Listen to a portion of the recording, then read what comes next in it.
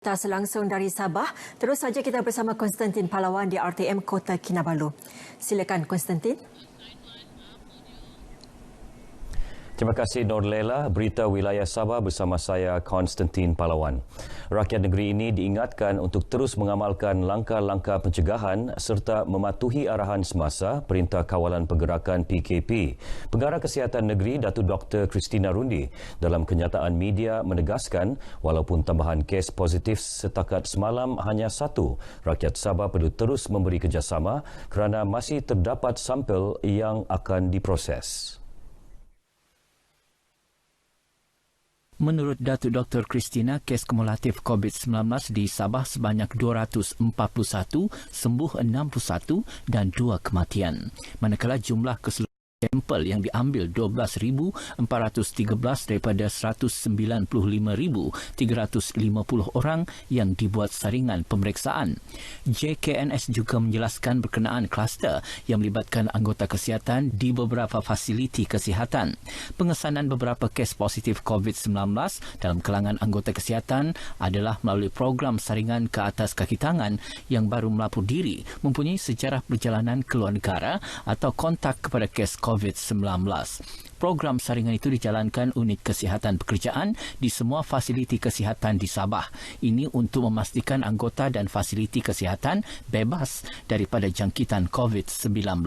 Sementara itu, sempena Hari Kesihatan Sedunia semalam, Datuk Dr. Christina mengajak masyarakat untuk memberi sokongan kepada semua jururawat. Projek Perumahan Rakyat PPR Taman Seri Serigai Putatan disinari kerlipan lampu suluh seketika sebagai tanda sokongan kepada negara, khususnya petugas barisan hadapan yang berjuang menentang pandemik COVID-19. Wartawan Sarifah Monadzra Sarip ada laporannya.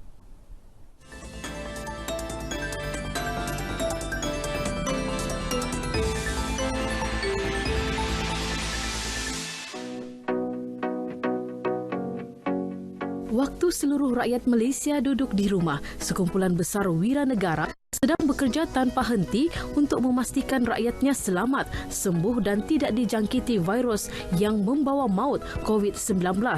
Sedar akan perjuangan wira negara, kira-kira 1,500 penduduk dari 500 unit rumah PPR Taman Seri Serigai Putatan menyalakan lampu dari kediaman masing-masing sebagai tanda sokongan dan terima kasih atas pengorbanan mereka.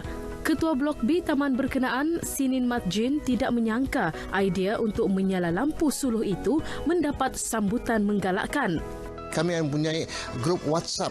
Jadi daripada situ kami akan menyebarkan itu maklumat berita itu, memohon kerjasama kepada mereka untuk menyokong frontier lainnya ini untuk sebagai tanda simbolik kami kepada mereka kerana mereka ini adalah petugas yang mengharungi untuk membela rakyat daripada penyakit COVID-19.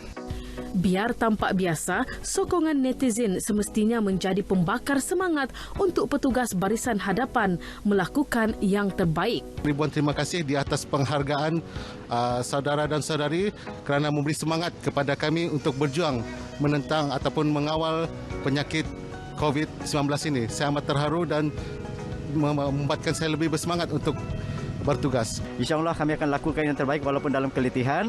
Teruskan ikut kawalan yang telah kerajaan berikan. Terima kasihlah kepada orang ramai sebab memang menyokong kami frontliner. Perkara yang paling baik orang ramai boleh sokong kami ialah sila duduk di rumah. Sebab kalau semua orang memenuhi larangan PKP ini, kerja kami akan cepat lagi selesai. Sehingga semalam, negara mencatat 3,963 kes COVID-19, daripadanya 1,321 pesakit telah sembuh dan kematian 63 kes. Di Sabah, 241 kes direkodkan, 61 sembuh dan 2 kematian.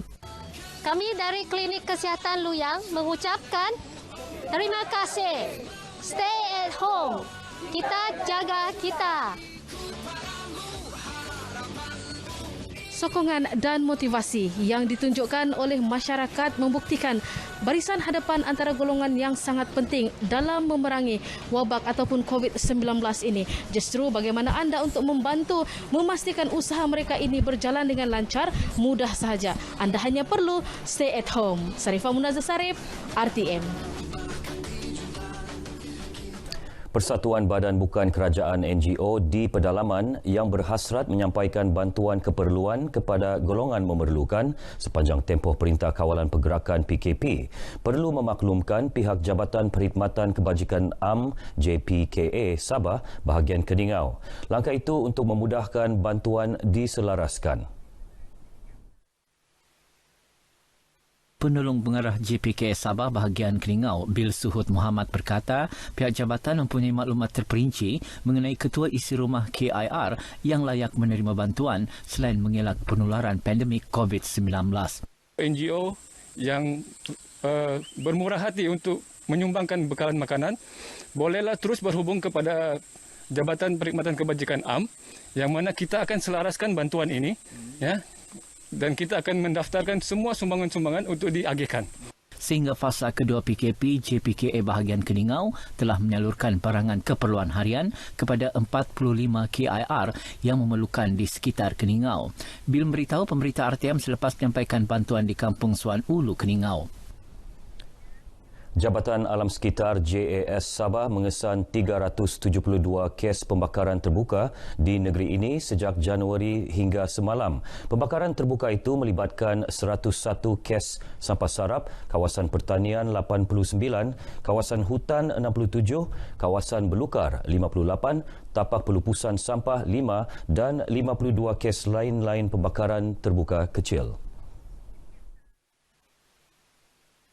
Kes pembakaran terbuka tertinggi berlaku di Kota Kinabalu membabitkan 82 kes, diikuti Kuala Penyu 56, Beaufort 46, Penampang 31, Kota Belud 30 dan selebihnya di daerah-daerah lain.